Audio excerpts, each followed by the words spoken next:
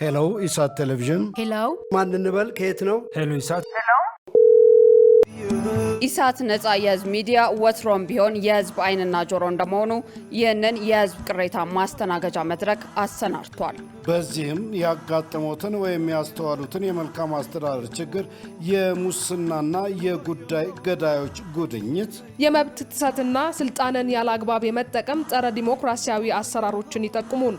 የሚመለከተውን የመንግስት አካል በማነጋገር ተጠያቂነት የሚሰፍንበትን መፍትሄ እናፈላልጋለን። በስልክ ቁጥሮች 0901 458845 ወይም 0901 451145 በተጨማሪም በ0944 02 11 11 ይደውሉ።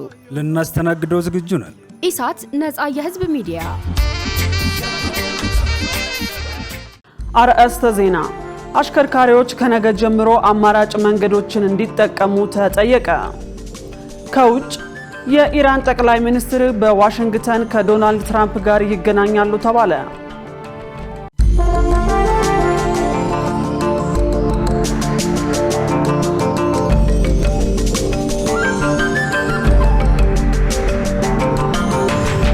ሰላም ጤና ይስጥልን ውድ ተመልካቾቻችን፣ ከኢሳት ነፃ የህዝብ ሚዲያ የሰዓቱን ዜናዎች ይዘንላችሁ ቀርበናል። ከዜናዎቹ ጋር መሰረት ባዩ ነኝ። አብራችሁን ቆዩ። ወደ ቀዳሚው ዜና ተሻገርን።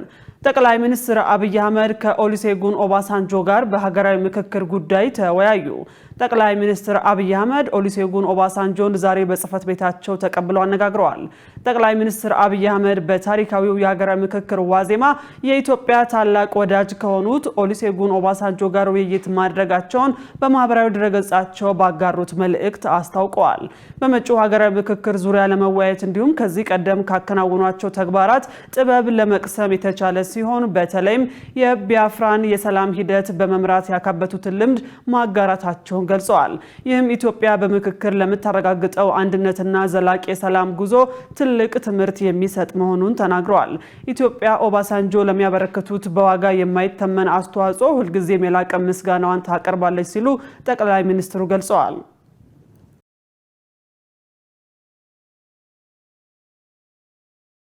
በተያያዘ ዜና ተመካካሪዎች ስሜታዊነትን አስወግደው የሰላሙን መንገድ ያቀናሉ ብዬ ተስፋ አደርጋለሁ ሲሉ ፕሮፌሰር መስፍን አርአያ ተናገሩ።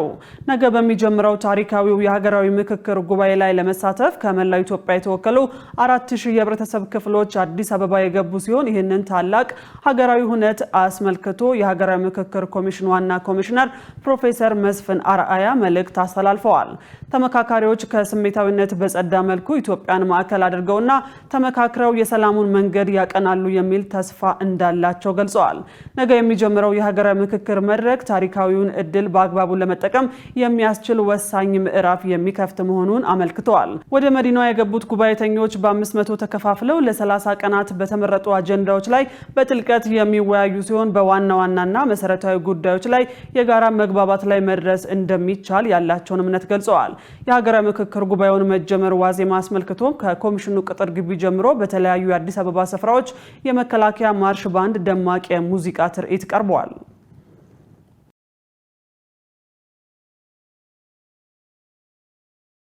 ይህ በእንዲህ እንዳለ አሽከርካሪዎች ከነገ ጀምሮ አማራጭ መንገዶችን ሊጠቀሙ ይገባል ተባለ። ኢትዮጵያ እያካሄደች የምትገኘው ሀገራዊ ምክክር ጉባኤ ነገ ሐምሌ 8 ቀን 2018 ዓ.ም በአዲስ አበባ የሚጀመር ሲሆን ከመላ ሀገሪቱ የተውጣጡ የጉባኤው ተሳታፊዎችም አዲስ አበባ ገብተዋል። የጉባኤው ተሳታፊዎች በሴሚሲ መስመር የተባበሩት አደባባይ ወደሚገኘው አዲስ አበባ ዓለም አቀፍ ኮንቬንሽን ሴንተር ጧትና ማታ ሲገቡና ሲወጡ የሚጓዙባቸው መስመሮች ማለትም ከሲቪል ሰርቪስ ዩኒቨርሲቲ በሳሊተ ምህረት እንዲሁም ከኢትዮ ቻይና መስመር በሳሊተ ምህረት እስከ አዲስ ዓለም አቀፍ ኢንተርናሽናል ኮንቬንሽናል ሴንተር የትራፊክ መጨናነቅ ያጋጥማል ተብሏል። በመሆኑም ከነገ ጀምሮ ጉባኤው እስከሚጠናቀቅበት ጊዜ ድረስ በመስመሮቹ የሚጓዙ አሽከርካሪዎች አስቀድመው አማራጭ መንገዶችን እንዲጠቀሙ ሲል የአዲስ አበባ ትራፊክ ማኔጅመንት ባለስልጣን በማህበራዊ ድረገጹ ባጋራው መልእክት አስታውቋል።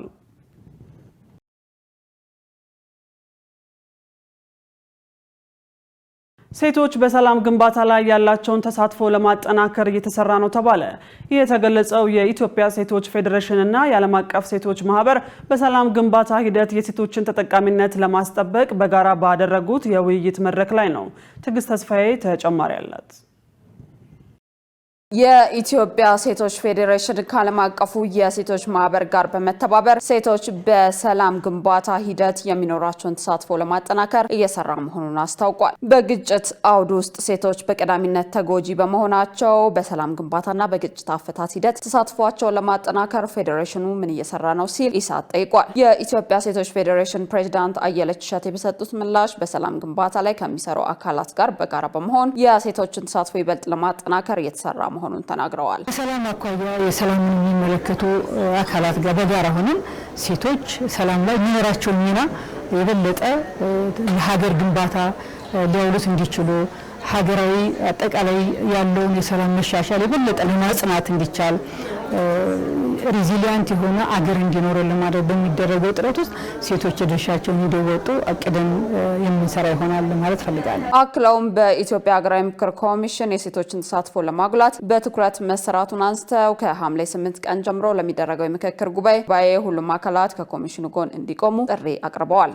የሴቶች አጀንዳ በሀገራዊ ምክክር ኮሚሽኑ አጀንዳ ውስጥ ተካቶ እንዲመከርበት ሴቶች የበኩላቸው እንዲጫወቱ ተሳትፏቸው እንዲልቅ በዚያው ልክ ተጠቃሚነታቸው እንዲረጋገጥ ለማድረግ የሚያስችል የአጀንዳው አካል ሆኗል። ምክክሩ ደግሞ ይህንኑ በደንብ የበለጠ ተሳትፏቸውን ሊያጎላ በሚችል መንገድ የሚመከርበት እንደሆነ የምናምንበት ነው በእኛ በኩል ማለት ነው። ስለዚህ ተጠናክሮ እንደሚቀጥል በዚሁ አጋጣሚ ላነሳ እፈልጋለሁ። ከሀገራዊ ምክክሩ ጎን ሆኖ ሁሉም አካል ይሄ የተያዘው አጀንዳ ዳር እንዲደርስ የበኩሉን ድርሻውን መጫወት አለበት። የኢትዮጵያ ሴቶችም ይህን እንደሚያደርጉ ሙሉ እምነት አለኝ። በተርካንፊ የዘላቂ ልማት መስራችና ዳይሬክተር ወርቅነሽ ቤጊ በበኩላቸው በፕሪቶሪያው የሰላም ስምምነት መሰረት የሴቶች ተሳትፎ አለመኖር ጥያቄ የሚፈጥር ነው ብለው በሀገራዊ የምክክር ሂደት የሴቶችን ጉዳይ ዋና አጀንዳ ሆኖ እንዲቀር መጠየቃቸውን አንስተዋል። የፕሪቶሪያው ስምምነትም ሲደረግ አንደኛው ጥያቄያችን ሴቶች መሳተፍ ነበረባቸው። ምክንያቱም በጦርነቱ የተጎዱ እነሱ ስለነበሩ እንደዚህ አይነት ከፍተኛ ውይይት ሲደረግ ሴቶች መሳተፍ አለባቸው የሚል ጥያቄም አለን። ናሽናል ዳያሎግ ስራ ሳይጀምር ነው እኛ ኮሚሽኑ ስራ ሳይጀምር ሴቶችን ከሁሉም ሪጅን አሰልጥነን አጀንዳ ሰብስበን ለኮሚሽኑ አቀርበናል። አሁንም ጥያቄ ላይ ነን። የሴቶች አጀንዳ እንደ ዋናነት መቅረብ አለበት እንጂ በሌላ ስር መግባት የለበትም የሚል ጥያቄ አለን። ስለዚህ ሴቶች መምራት ይችላሉ፣ ሰላም ማምጣት ይችላሉ፣ ማስተማር ይችላሉ።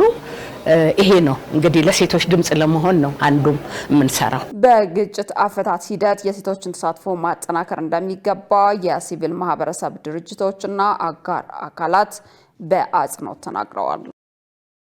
የኢትዮጵያ ሕብረተሰብ ጤና ኢንስቲትዩት በዓመቱ ውስጥ በ7 ሚሊዮን መንገደኞች ላይ የተላላፊ በሽታ ቁጥጥር ማድረጉን ገለጸ።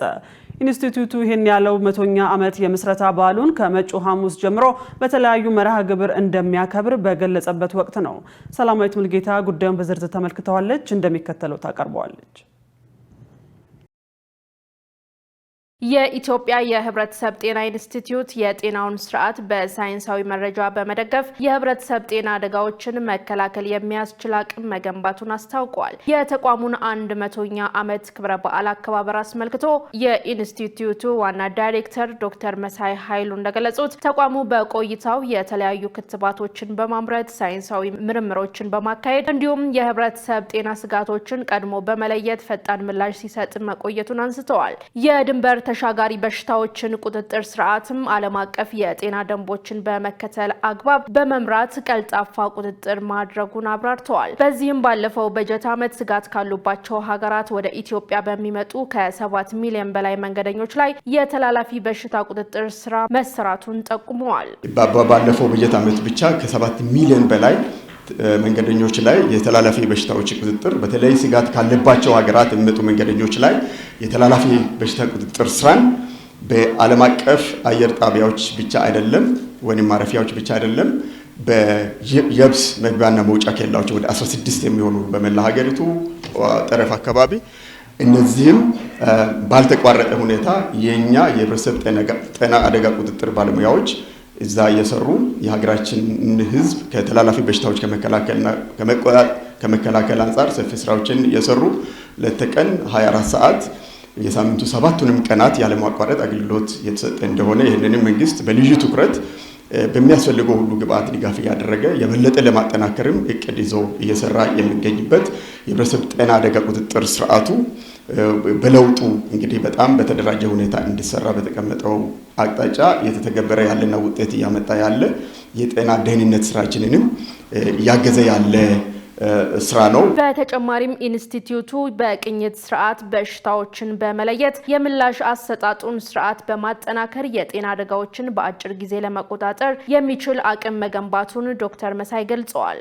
በሀገራችን ለመጀመሪያም ጊዜ የተከሰቱ አዳዲስ ለምሳሌ በሽታዎች ነበሩ። ኢምፖክስ ባለፈው አመት ይህንን በፍጥነት ወዲያው በቅኝት ስርዓታችን በመለየት እንዲሁም ደግሞ በብሔራዊ ደረጃ በተገነባው በላቦራቶሪ አቅም ደግሞ ቶሎ ለይተን የዘረመል ትንተናም ተደርጎ የጄኖሚክ ሲኩዌንሲንግ የሚባለው የላቀ የላቦራቶሪ አገልግሎት ነው። በሀገራችን አቅምና በባለሙያዎቻችን በመስራት የፈጣን ምላሽ ስርዓቱንም በፍጥነት በመደገፍ ብዙ ጉዳት ሳያደርስ በአጭር ጊዜ ውስጥ መቆጣጠር የተቻለበት እንዲሁም በሀገራችን እጅግ አደገኛ የሆነው ደግሞ ለመጀመሪያ ጊዜ የተከሰተውን የማርበርግ ቫይረስ በሽታንም እንዲሁ ቶሎ በተደራጀና በተዘረጋው በተለይ ከሪፎርሙ ወዲህ በተሰራው ጠንካራ የቅኝት ስርዓት ቶሎ የተጠረጠሩትን ወዲያው የመመርመር በብሔራዊ ደረጃም ደግሞ ናሙናዎች በከፍተኛ ጥንቃቄ የባዮሴፍቲና ሴኩሪቲ ፕሮቶኮልን በጠበቀ ሁኔታ ደርሰው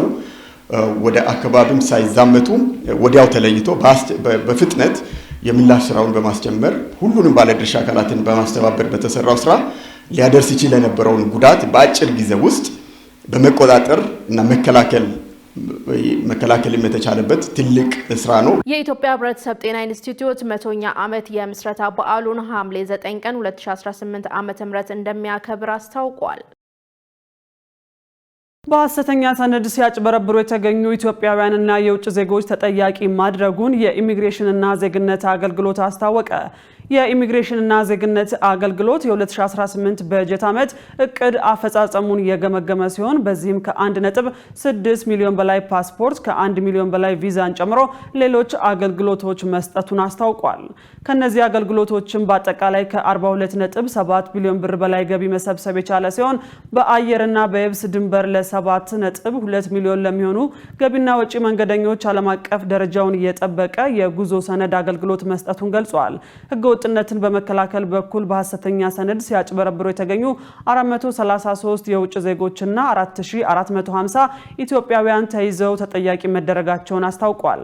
በተጨማሪም 21 ህገወጥ ደላሎችና በኦንላይን የአስቸኳይ ፓስፖርት ምዝገባ ላይ ማጭበርበር የፈጸሙ 174 ግለሰቦች በቁጥጥር ስር መዋሉን የገለጸ ሲሆን ከድርጊቱ ጋር የተገናኙ 24 ቤቶችም ታሽገዋል ብሏል። የኢሚግሬሽንና ዜግነት አገልግሎት ዋና ዳይሬክተር ሰላማዊት ዳዊት ተቋሙ ካለፈው ዓመት ጋር ሲነጻጸር በሁሉም ዘርፎች የተሻለ አፈጻጸም ማሳየቱን ተናግረዋል። የአገልግሎት ተደራሽነትን ለማስፋት የቅርንጫፎቹን ቁጥር ከነባር 12 ወደ 23 በማሳደግ የኢ-ፓስፖርት አገልግሎት በክልሎችና በአዲስ አበባ በተሳካ ሁኔታ መተግበር መቻሉን ከአገልግሎቱ ያገኘነው መረጃ ያሳያል።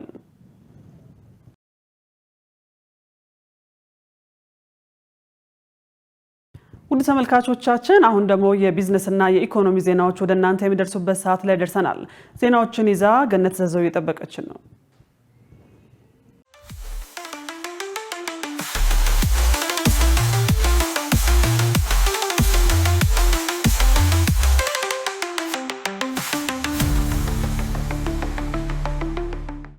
ሰላም ጤና ይስጥልን የተከበራችሁ ተመልካቾቻችን፣ ከኢሳት ነፃ የህዝብ ሚዲያ ለዕለቱ ያዘጋጀናቸውን የቢዝነስና የኢኮኖሚ መረጃዎችን ወደ እናንተ እናቀርባለን። ከዘገባዎቹ ጋር ገነት ዘዘው ነኝ። አብራችሁን ቆዩ።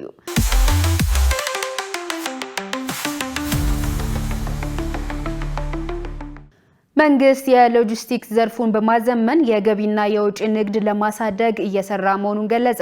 የኢትዮጵያ የዕቃ አስተላላፊዎችና የመርከብ ወኪሎች ማህበር ከተለያዩ የመንግስት የግልና ዓለም አቀፍ ተቋማት የተውጣጡ የሎጂስቲክስ ባለሙያዎችን በዓለም አቀፍ እውቅና ባለው የፊያታ ዲፕሎማ አሰልጥኖ አስመርቋል። በስነ ስርዓቱ ላይ ንግግር ያደረጉት የትራንስፖርትና ሎጂስቲክስ ሚኒስትር ዴታ ዴንጌ ቦሩ የአገሪቱን ሁለንተናዊ እድገት ለማረጋገጥ ዘርፍ የማይተካ ሚና እንዳለው አስታውሰዋል። መንግስት የውጭና የገቢ ምርቶችን በሚፈለገው ፍጥነትና ጥራት ለማሳለጥ የሎጂስቲክስ ዘርፉን በሰለጠነ የሰው ኃይል ለማጠናከርና ለማዘመን ከባለድርሻ አካላት ጋር በቅንጅት እየሰራ መሆኑን ገልጸዋል። የኢትዮጵያ ማሪታይም ባለስልጣን ምክትል ዋና ዳይሬክተር ፍራኦል ጣፉ በበኩላቸው ዘርፉን ለማዘመንና ወቅቱን የዋጀ አሰራር ለመዘርጋት የሚያስችል የ10 ዓመት ስትራቴጂ ተቀርጾ ወደ ተግባር መገባቱን ይፋ አድርገዋል። የኢትዮጵያ የዕቃ አስተላላፊዎችና የመርከብ ወኪሎች ማህበር ፕሬዝዳንት ዶክተር ዳዊት ውብሸት እንደገለጹት ስልጠናው በአገሪቱ የሚታየውን የሰለጠነ የሰው ኃይል እጥረት ለመቅረፍ ፋይዳው ከፍተኛ ነው። ማህበሩ የአቅም ግንባታ በመፍጠርና ምርምርን በማካሄድ ዘርፉን ለማዘመን ከዓለም አቀፍ ተቋማት ጋር በቅርበት እየሰራ መሆኑን መግለጻቸውን ኢዜአ ዘግቧል። በጣሊያን የሚካሄደው የግብርና ኤግዚቢሽን ለኢትዮጵያ የቴክኖሎጂና የገበያ ትስስር ይፈጥራል ተባለ። በጣሊያን ቦሎኛ በሚቀጥለው ህዳር ወር የሚካሄደው ዓለም አቀፍ የግብርና ማሽነሪዎች ኤግዚቢሽን ለኢትዮጵያ ግብርና ዘርፍ የቴክኖሎጂና የገበያ ትስስር እንደሚፈጥር የንግድና የዘርፍ ማህበራት ምክር ቤት አስታውቋል። የኢትዮጵያ የንግድና የዘርፍ ማህበራት ምክር ቤት ዋና ጸሐፊ ገሜሳ ለሙ እንደገለጹት በሀገሪቱ የኢኮኖሚ ማሻሻያ ዋነኛ ምሰሶ በሆነው የግብርና ዘርፍ ላይ ኢንቨስት ማድረግ ለምግብ ዋስትና እጅግ አስፈላጊ ነው። በዚህ የንግድ ትርኢት ላይ ከ50 በላይ የኢትዮጵያ የግብርና ምርት ማቀነባበሪያ ዘርፍ ድርጅቶችና ባለሀብቶች ይሳተፋሉ። ዘርፉን ለማሳደግም የግሉ ዘርፍ ግንባር ቀደም መሆን እንዳለበትና ለዚህም ኤግዚቢሽኑ ትልቅ እድል ይዞ መጥቷል። የጣሊያን የንግድ ኤጀንሲ ዳይሬክተር ክላውዲዮ ፓስኳሊቺ በበኩላቸው ጣሊያን ለኢትዮጵያ ጠንካራ የንግድ አጋር መሆኗን ገልጸው በግብርናው ዘርፍ ዘመናዊ ቴክኖሎጂዎችና ማሽነሪዎች አጠቃቀም ማደጉ ምርታማነት ለማሳደግ የሚደረገውን ጥረት እንደሚያፋጥን አንስተዋል። ዘንድሮ ለ47ኛ ጊዜ በሚካሄደው ኤግዚቢሽን ላይ የኢትዮጵያ ነጋዴዎችና አምራቾች የግብርና ቴክኖሎጂዎችን ከማስተዋወቅ ባለፈ ከዓለም አቀፍ አጋሮች ጋር የንግድ ስራ ላይ ለመወያየት ሰፊ ድል እንደሚያገኙም ጠቁመዋል። ዘገባው የኢፕድ ነው። የአምራች ኢንዱስትሪ ፖሊሲን ውጤታማ ለማድረግ ጸድቀው ወደ ስራ የገቡ የህግ ማዕቀፎች ውጤታማ ናቸው ተባለ። የአምራች ኢንዱስትሪ ፖሊሲን ውጤታማ ለማድረግ ጸድቀው ወደ ስራ የገቡ ማስተባበሪያ የህግ ማዕቀፎች የታለመለትን ውጤት እያስመዘገቡ መሆኑን በኢንዱስትሪ ሚኒስቴር የፖሊሲ ጥናትና ምርምር መሪ ስራ አስፈጻሚ ዶክተር ገመቹ ጌታውን ገልጸዋል። የአምራች ኢንዱስትሪ ፖሊሲ መጽደቅን ተከትሎ በማስፈጸሚያነት የሚያገለግሉ ሰነዶች የአምራች ኢንዱስትሪ ዘርፍ ፍኖተ ካርታ፣ ጠንካራ ቅንጅታዊ አሰራር ለመፍጠር ያለመ የህግ ማዕቀፍ፣ ስትራቴጂዎችና ማኑዋሎች ጸድቀው ተግባራዊ መደረጋቸውም ተናግረዋል። ለፖሊሲው ማስፈጸሚያነት በተግባር ላይ የዋሉ 15 ስትራቴጂና ማኑዋሎች እንደሚገኙበት ገልጸው የምርት መጠን እንዲያድግና ከውጪ ወደ ሀገር ውስጥ ለሚገቡ ምርቶች የሚወጣ የውጭ ምንዛሬ በማዳን እንዲሁም ለዜጎች የስራ ዕድል ፈጠራን በማሳደግ ረገድ ውጤት እያመጡ መሆኑን መናገራቸውን ከሚኒስቴሩ ያገኘነው መረጃ ያሳያል። በሐረሪ ክልል በተጠናቀቀው በጀት ዓመት 47 አዳዲስ አነስተኛና መካከለኛ ኢንዱስትሪዎች ወደ ስራ መግባታቸው ተገለጸ። በሐረሪ ክልል ለአምራች ኢንዱስትሪዎች በተፈጠረው ምቹ ሁኔታ ወደ ማምረት ስራ የገቡ ፋብሪካዎች ለዜጎች የስራ ዕድል እየፈጠሩ መሆኑን የክልሉ ኢንተርፕራይዝ ልማትና ኢንዱስትሪ ቢሮ አስታውቋል። የቢሮ ኃላፊ ኢስማኤል የሱፍ ለኢዜአ እንደገለጹት በክልሉ አምራች ኢንዱስትሪዎችን ለማስፋፋት ከፍተኛ ትኩረት ተሰጥቶ እየተሰራ ነው ብለዋል። በተጠናቀቀው 2018 በጀት ዓመት 7 መካከለኛና 47 አነስተኛ አዳዲስ ኢንዱስትሪዎች ወደ ስራ እንደገቡ ገልጸው ተጨማሪ 16 አዳዲስ ኢንዱስትሪዎች ደግሞ የግንባታ ስራቸውን አጠናቀው ወደ ማሽነሪ ተከላ ስራ መግባታቸውን ተናግረዋል። በክልሉ ወደ ስራ የገቡት ኢንዱስትሪዎች ተኪ ምርቶችን በማምረት የውጭ ምንዛሬን ከማስቀረት አንጻር ከፍተኛ ሚና እየተጫወቱ ይገኛል ብለዋል። አምራች ኢንዱስትሪዎች ከኃይል አቅርቦት ከመሰረተ ልማት ጋር በተያያዘ ያሉባቸውን ችግሮች ለመፍታት መሰራቱን ገልጸው ዘንድሮ በኢንዱስትሪ ዘርፍ ብቻ 621 ለሚሆኑ ዜጎች ቋሚ የስራ ዕድል ተፈጥሯል ብለዋል። የተከበራችሁ ተመልካቾቻችን አሁን ደግሞ የዕለቱን የውጭ ምንዛሬ ዋጋና የብሔራዊ ባንክ የወርቅ ግብይት መረጃ ተከታትለን እንመለስ።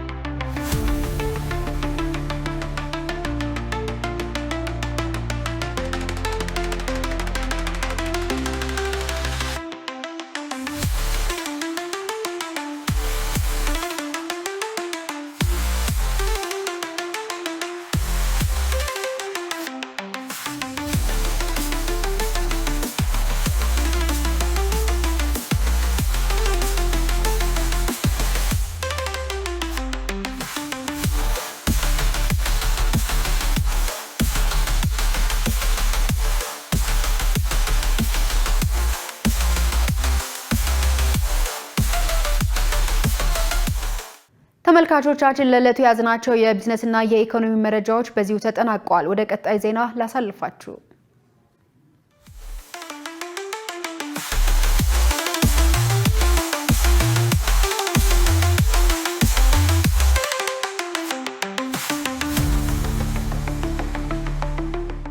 ውድ ተመልካቾቻችን አሁን ደግሞ ከውጭ ዜና ምንጮች ወዳገኘናቸው ዜናዎች ተሻገረን። ጠቅላይ ሚኒስትር ቤንያሚን ኔታንያሁ ባልተረጋጉበት ወቅት እስራኤል ለምርጫ ቀን መቁረጧ ተሰማ። በሌላ በኩል ጠቅላይ ሚኒስትሩ ተጨማሪ የስልጣን ዘመን እየፈለጉ ቢሆንም አዲስ የወጣ የህዝብ አስተያየት ጥናት ግን መራጮች ፊታቸውን ወደ ሌላ አማራጭ እያዞሩ መሆኑን ያሳያል። ዮሐንስ ተስፋ ያዘጋጀውን ዘገባ ገነት ዘዘው እንደሚከተለው ታቀርበዋለች።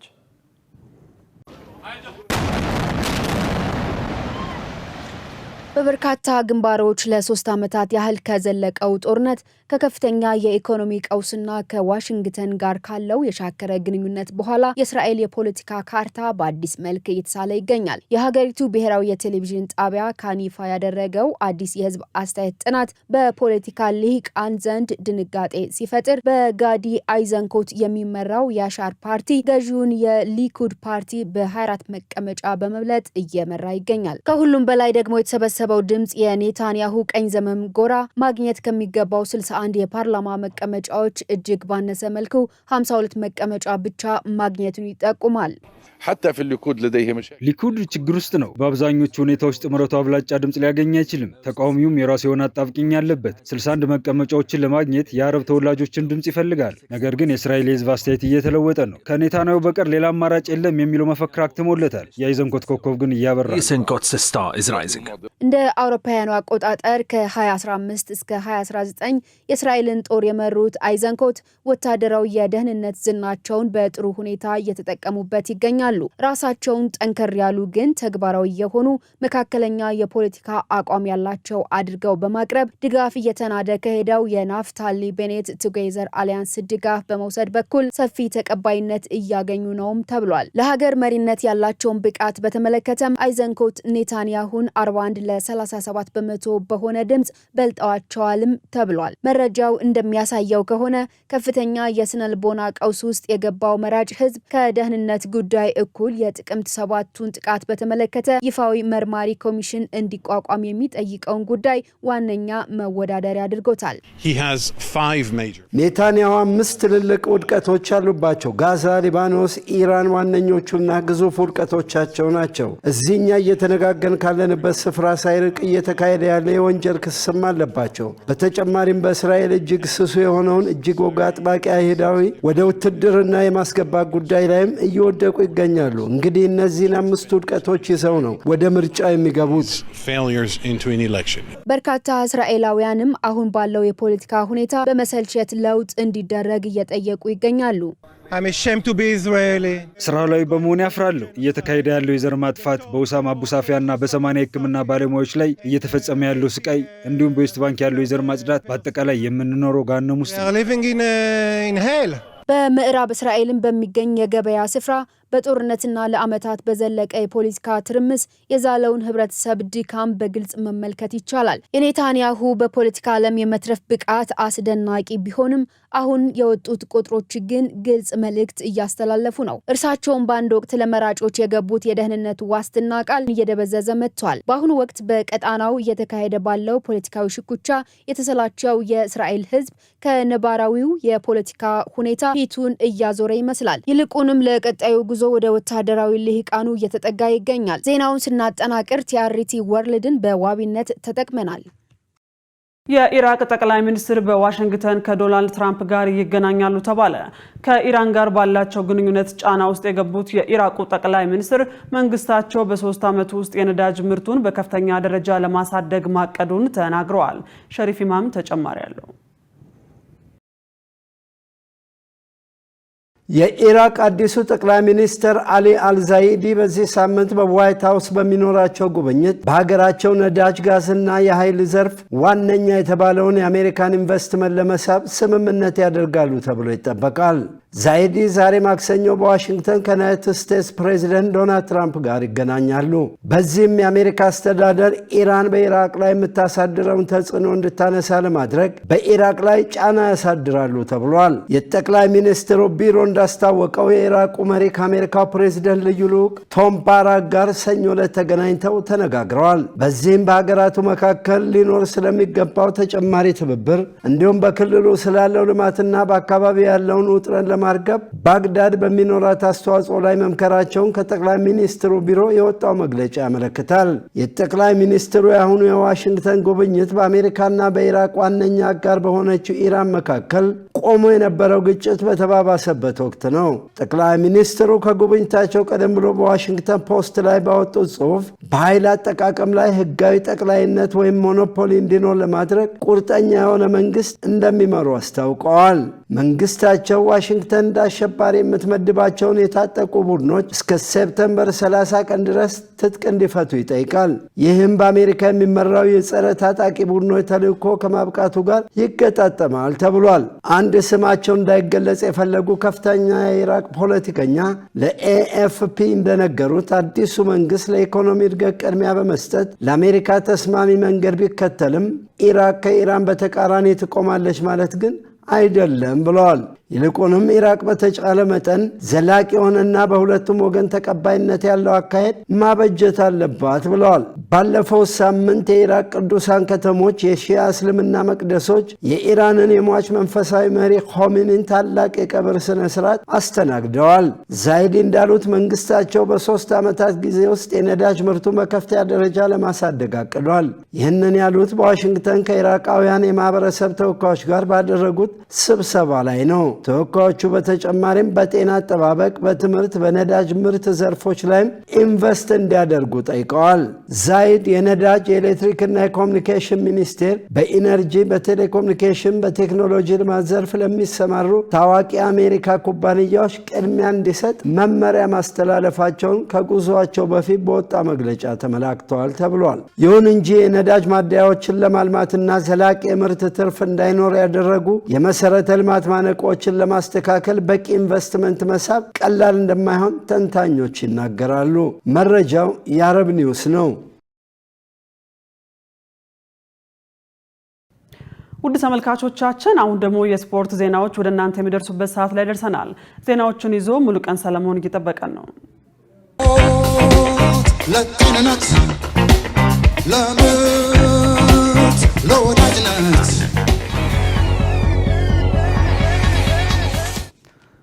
ሰላም ጤና ይስጥልን ተመልካቾቻችን፣ ከኢሳት ነጻ ህዝብ ሚዲያ ለዕለቱ ያዘጋጀናቸውን የስፖርት መረጃዎች ይዘን ቀርበናል። ከመረጃዎቹ ጋር ሙሉቀን ሰለሞን ነኝ።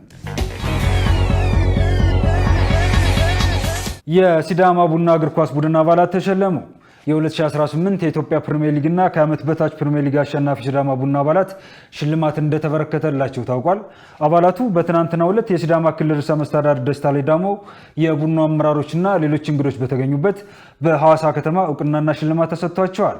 በዚህም ለዋና አሰልጣኙ፣ ለረዳቱና ለሕክምና ባለሙያው እንዲሁም ለሌሎች 10 የቡድኑ ነባርና ቋሚ ተጫዋቾች የ200 ካሬ ሜትር መሬትና 1 ሚሊዮን ብር ሽልማት ሲበረከትላቸው ለተቀሩት ተጫዋቾች ደግሞ የ200ና የ150 ካሬ ሜትር ሽልማት ማበረከቱን ክልሉ አስታውቋል። በተጨማሪም ለቡድኑ የረጅም ጊዜ ደጋፊ ኢያሱ ሲዳ የ200 ካሬ ሜትር መሬት፣ ለክለቡ ደጋፊ ማህበርና ለክልሉ እግር ኳስ ፌዴሬሽን የ200 ሚሊዮን ብርና ለሌሎችም የመሬት የገንዘብና የሰርቲፊኬት ሽልማት እንደተበረከተላቸው ሶከር ኢትዮጵያ ዘግባለች።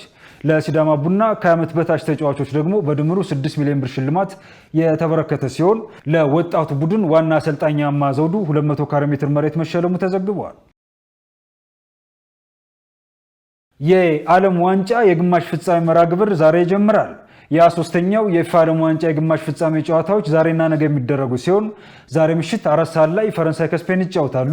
በተለይ ከ1990ዎቹ አጋማሽ ጀምሮ በመድረኩ ላይ ስኬት እያስመዘገበች የምትገኘው ፈረንሳይ እንደ አውሮፓውያን አቆጣጠር በ1998፣ በ2006፣ በ2018 እና በ2022 በአጠቃላይ 4 ጊዜ ለፍጻሜ ደርሳ 2 ጊዜ ዋንጫውን አንስታለች። ስፔን በበኩሏ በአፍሪካ ምድር ለመጀመሪያ ጊዜ በተዘጋጀው የ2010 የዓለም ዋንጫ ላይ በታሪኳ ለመጀመሪያ ጊዜ ለፍጻሜ ደርሳ ሻምፒዮን ሆናለች። ከ23ቱ የዓለም ዋንጫ ውድድሮች እኩል 16 ጊዜ የተሳተፉት ሁለቱ ሀገሮች በዓለም ዋንጫ እርስ በርስ የተገናኙት አንድ ጊዜ ብቻ ሲሆን ይህም በ2006 የጀርመን ዓለም ዋንጫ ወቅት ሲሆን ያኔም በ16 ጥሎ ማለፍ ፉክክር ፈረንሳይ ስፔንን 3-1 አሸንፋ ሩብ ፍጻሜ መቀላቀሏ ይታወሳል። ይሁን እንጂ በ2024 የአውሮፓ ዋንጫ ስፔን ፈረንሳይን 2-1 በማሸነፍ ለፍጻሜ የደረሰችበት ጨዋታ ደግሞ የቅርብ ጊዜ ትውስታ ነው። በ2018 እና 2022 በተከታታይ ለፍጻሜ የደረሰችው ፈረንሳይ የዛሬውን ጨዋታ ካሸነፈች ለ3 ተከታታይ ጊዜ የፍጻሜ ተፋላሚ በመሆን የብራዚልና ጀርመን ታሪክ ትጋራለች። በአንጻሩ ስፔን ካሸነፈች ደግሞ በታሪኳ ለሁለተኛ ጊዜ የፍጻሜ ተፋላሚ ትሆናለች። ለብሉዝ ከላሩሃ ወይም ሰማያዎቹ ከቀዮቹ የሚያደርጉት የዛሬው ምሽት ጨዋታ በዳላስ ስቴዲየም ይካሄዳል። ተመልካቾቻችን ከኢሳት ነጻ ህዝብ ሚዲያ የሚተላለፉላችሁ የስፖርት መረጃዎቻችን እንደቀጠሉ ናቸው። ወደ ዝውውር መረጃዎቻችን እንለፍ። ፒኤስጂ ሉካስ ዲኝን ለማስፈረም ተስማማ። የፈረንሳይና የወቅቱ የአውሮፓ ቻምፒየንስ ሊግ አሸናፊ ፒኤስጂ ፈረንሳዊን ተከላካይ ሉካስ ዲኝን ከአስቶን ቪላ ለማስፈረም መቃረቡን ዘ አትሌቲክ ዘግቧል። ፒኤስጂ የ32 ዓመቱን የግራ መስመር ተሰላፊ የኮንትራት ማፍረሻውን ከፍሎ ለማስፈረም የተቀረበ ሲሆን የተጫዋቹ ኮንትራት ማፍረሻም ከ10 ሚሊዮን ፓውንድ ያነሰ ነው ተብሏል። አስቶን ቪላ በበኩሉ የ28 ዓመቱን ኢኳዶራዊ ተከላካይ ፐርቪስ ስቱፒናን በተተኪነት ከኤሲ ሚላን ለማስፈረም በንግግር ላይ መሆኑ ተገልጿል። የቱርኩ ክለብ በሽክታሽ ሊያንድሮ ትሮሳርድን ከአርሴናል ለማስፈረም ተስማምቷል። ቡድኑ ለ31 ዓመቱ ቤልጅየማዊ ፊት መስመር ተጫዋች ዝውውር 20 ሚሊዮን ዩሮ እንደሚከፍል ተዘግቧል። ሌላኛው የቱርክ ክለብ ፌነርባቼ በበኩሉ እንግሊዛዊውን አጥቂ ሜሰን ግሪንውድን ከፈረንሳዩ ክለብ ማርሴይ ለማስፈረም ተቃርቧል። ፌነርባቼ ለዝውውሩ 42 ሚሊዮን ዩሮ ለመክፈል ተስማምቷል ተብሏል።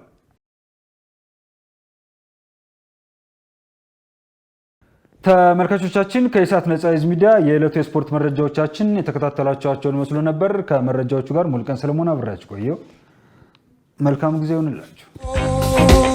ለጤንነት ለምት ለወዳጅነት